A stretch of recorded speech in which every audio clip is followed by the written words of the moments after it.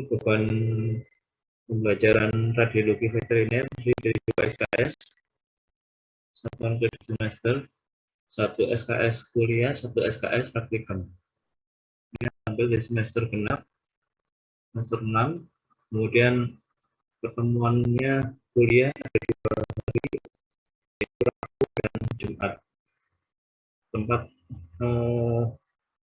sarana perkuliahan melalui Zoom, online semua, melalui aula. Tidak ada yang offline. Ya. Kemudian mata kuliah prasyarat untuk bisa mengikuti mata kuliah radiologi veteriner harus lulus mata kuliah anatomi veteriner dan mata kuliah diagnosa klinik. Anda sudah ambil diagnosa klinik? Semester lalu? Sudah, Dok. Sudah ya? Oke, baik. Jadi mata kuliah radiologi veteriner ini disampaikan atau di planning di semester 6 ya. Ini adalah untuk melengkapi keahlian atau skill dokter hewan untuk melaksanakan diagnosa klinik dengan melalui pendekatan radiologi atau X-ray. Jadi di era globalisasi ini semakin teknologi semakin maju, maka dituntut untuk memberikan pelayanan dokter hewan secara maksimal. Salah satunya adalah menggunakan imaging diagnostik yaitu X-ray dan USG. Jadi mata kuliah radiologi veteriner ini mempelajari tentang dasar-dasar radiologi, bagaimana mengoperasikan mesin radiologi, teknik memposisikan hewan, bagaimana memotret atau pemotretan, pencucian film, teknik evaluasi dan interpretasi hasil ronsen atau X-ray pada berbagai organ pada hewan kecil dan hewan besar ataupun hewan eksotik ya. Itu juga kita tambahkan juga pada mata kuliah ini dasar-dasar tentang ultrasonografi atau USG. Ini bagaimana mengoperasikan alat-alat USG, mengoperasikan mesin USG, sekaligus teknik evaluasi dan interpretasi hasil USG tingkat dasar. Untuk basic-basic Anda untuk bisa bagaimana memahami alat ultrasonografi untuk mendiagnosa yang basic atau dasar.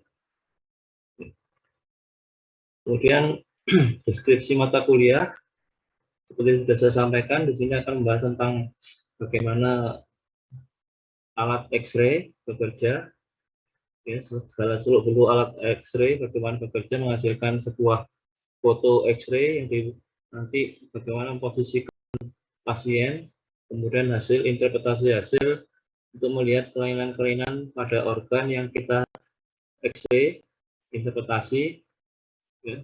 Kemudian efek dari X-ray itu bahayanya bagaimana?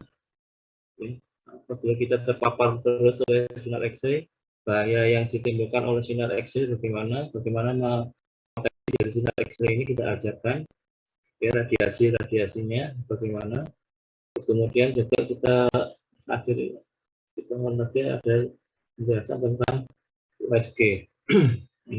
Bagaimana mengoperasikan, kemudian memeriksa, interpretasi hasil pemeriksaan itu.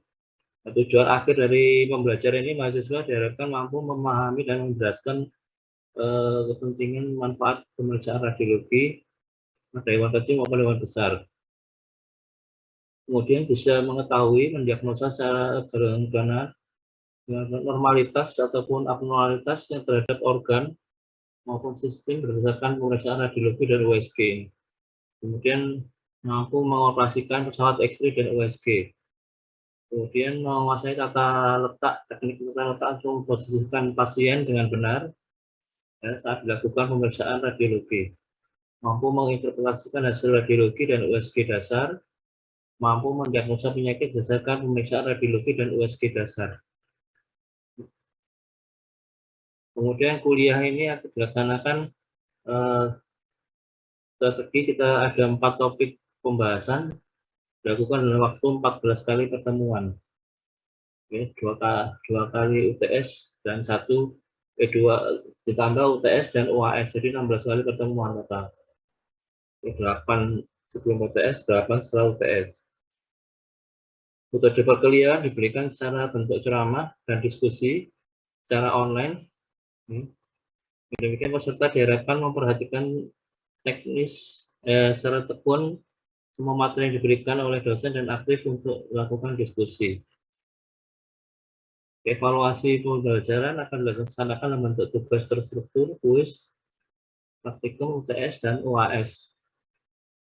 Mahasiswa diwajibkan untuk hadir di aula. Interaksi kuliah online untuk link kuliah mohon dilihat di aula.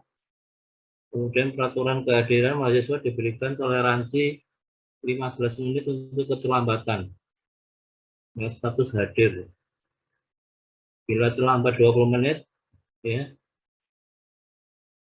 dinyatakan terlambat. Kemudian jika lebih dari 25 menit dianggap tidak bisa masuk dan tidak mengikuti perkuliahan atau tidak hadir.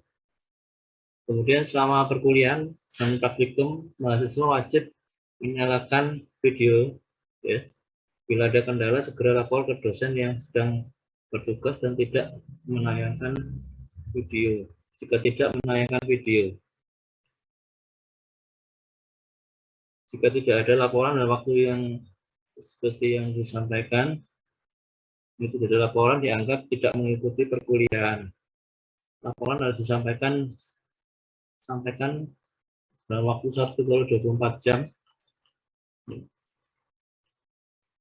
Ini referensi yang kita gunakan, ini buku-bukunya sebagai bahan belajar radiologi. Anda bisa cari di internet atau mungkin punya link untuk buku-buku textbook yang online. Kemudian evaluasi belajar terdiri dari tugas struktur, kuis, UTS, dan UAS, dan nilai ada tambahan nilai yaitu praktikum dan soft skill. Ya, ini masih ditambah lagi. Yang tertulis adalah tugas struktur, kuis, UTS, dan UAS. Tugas struktur dilaksanakan dalam bentuk kelompok. Setiap kelompok terdiri dari 10-12 mahasiswa, tergantung banyaknya mahasiswa. Kemudian kuis dilaksanakan pada akhir perkuliahan dan bisa diadakan sewaktu-waktu. UTS dan UAS dilaksanakan sesuai jadwal yang ditentukan oleh fakultas. Jadwalnya akan kita berikan menyusul. Kemudian mahasiswa diwajibkan hadir minimal 75% dari seluruh sesi yang diselenggarakan agar dapat mengikuti ujian tengah semester dan akhir semester. Kriteria penilaian kita menggunakan 7 patokan, yaitu A, B, B, BC, C, D, dan E. Seperti standar penilaian dilakukan oleh fakultas. Ini bobot dari penilaian menentukan nilai akhir.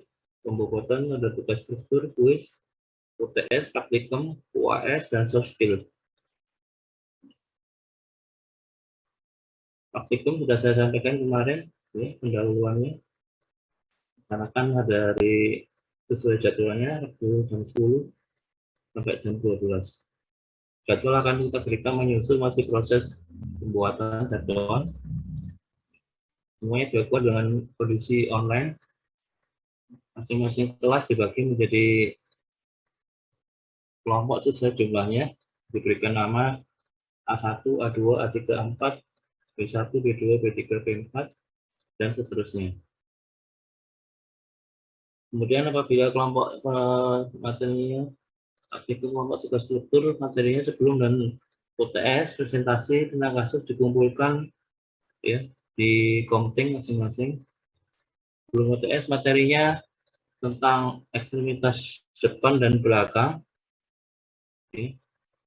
Presentasinya setiap kelompok bikin satu topik, yaitu sebelum UTS tentang ekstremitas depan dan belakang. Setelah UTS nanti tentang soft tissue, jaringan lunak pada abdomen toraks dan kasus OSG.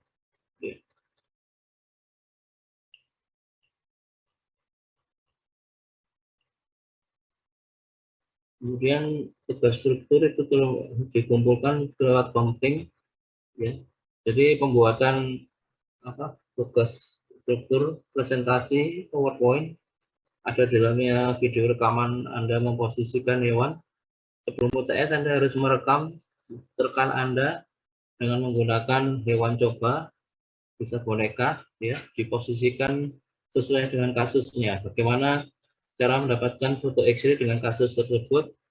Anda rekam dengan video, ada teman Anda satu mendemokan bagaimana memposisikan pasien itu.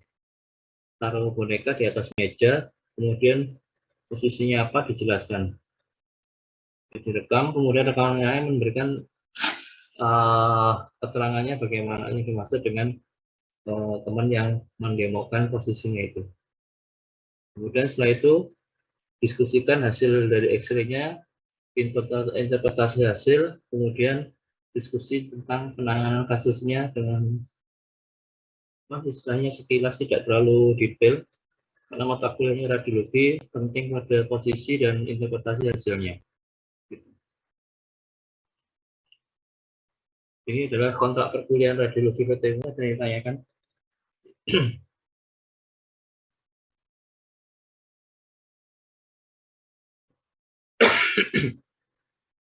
Belum jelas? Contohnya nanti kita berikan menyusul ya, ini masih belum selesai menyusulnya.